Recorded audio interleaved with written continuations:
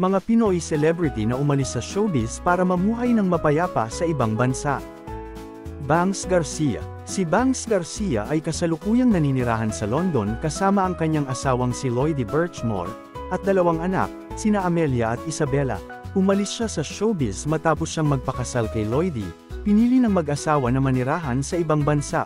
Bangs did not have the smoothest transition from being a celebrity to a non-showbiz person. Itong pangalawa ko, dun ako tinamaan ng depression.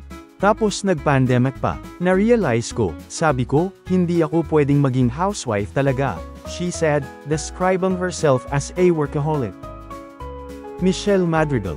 Hindi naging madali para kay Michelle Madrigal na umalis sa showbiz noong 2016. Noong una, pumunta siya sa United States para ituloy ang kanyang mga pangarap na maging chef. Natagpuan niya ang kanyang unang asawa at naging ina sa kanyang anak na si Anika noong 2017. Naging malungkot ang mga pangyayari para kay Michelle nang mauwi sa hiwalayan ang kanyang kasal. Noong 2022, ibinunyag ng dating aktres ang tungkol sa kanilang bigong pagsasama at sinabing nakaranas siya ng emosyonal na pang-aabuso sa isang punto. Hindi ko gustong lumaki ang aking anak na babae sa isang nakakalason na tahanan. Maraming tao ang nagsasabi, dapat kang manatili para sa mga bata. Yes, I see that. Pero both partners should be willing to work on their relationship and as individuals kasi two entity kayo, sabi pa niya. Ngayon, nakatira siya sa Los Angeles, California. Bukod sa tinatangkilik ang pagiging ina, binibigyang inspirasyon ni Michelle ang mga kapwa nanay doon na magsimula sa isang fitness journey. Jewel Mische. Si Jewel Mische ang reality talent search winner ng GMA Network 2007. Sa kasalukuyan, siya ay isang ina sa 3 prinsesa at maligayang kasal sa kanyang asawang Amerikano, si Alex Kurzer. Ang kanilang mga anak na babae ay pinangalanang Aisla Rose, Emerald Jade, at Isabel Queen. Ruby Rodriguez. Bagamat hindi pa siya ganap na pumirma sa showbiz, ginugugol ni Ruby Rodriguez ang halos lahat ng kanyang oras bilang public servant sa Los Angeles, California. Nakilala ang longtime actress host sa pagiging mainstay host sa longest-running noontime show sa bansang Eat Bulaga. Noong Marso taong 2020, sa tamang panahon ng tumama ang pandemya, lumipad si Ruby patungong California at umalis sa palabas na naging tahanan niya sa loob ng 31 taon.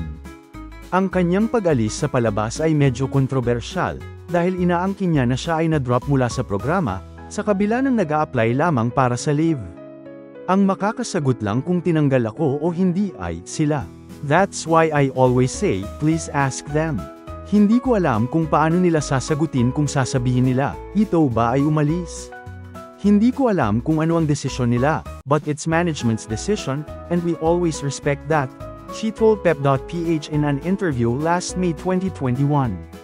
Now, she is an employee of the Philippine Consulate in Los Angeles. Makisig Morales. Sumikat si Makisig Morales sa kanyang pagganap sa batang superhero na tinatawag na Super Ingu. Later on, the former child star, starred alongside Liza Soberano and Enrique Hill in the mystical teleserye, Bagani in 2018.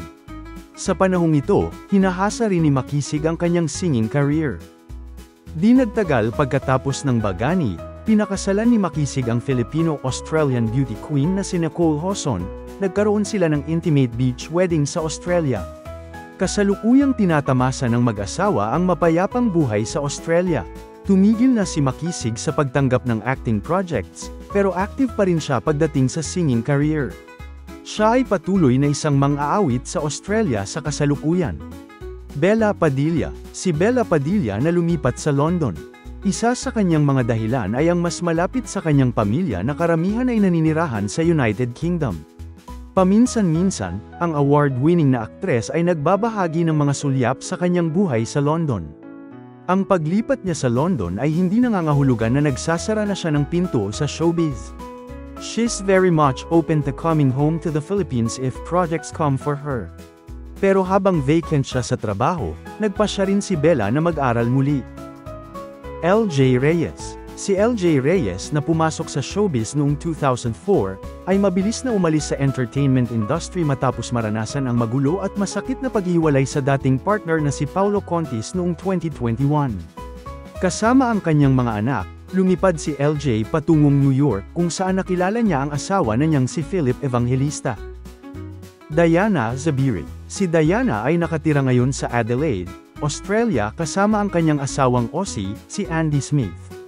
Mga magulang na sila ngayon ng dalawang kaibig-ibig na anak na babae, sina Aliyah Rose, Amira Jade, at anak ni Diana kasama ang kanyang yumaong asawang si King.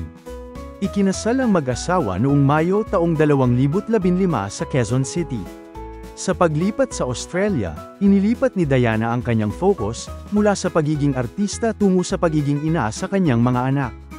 Paminsan-minsan, gagawa sina Diana at Andy ng online na content tungkol sa mga mag-asawa.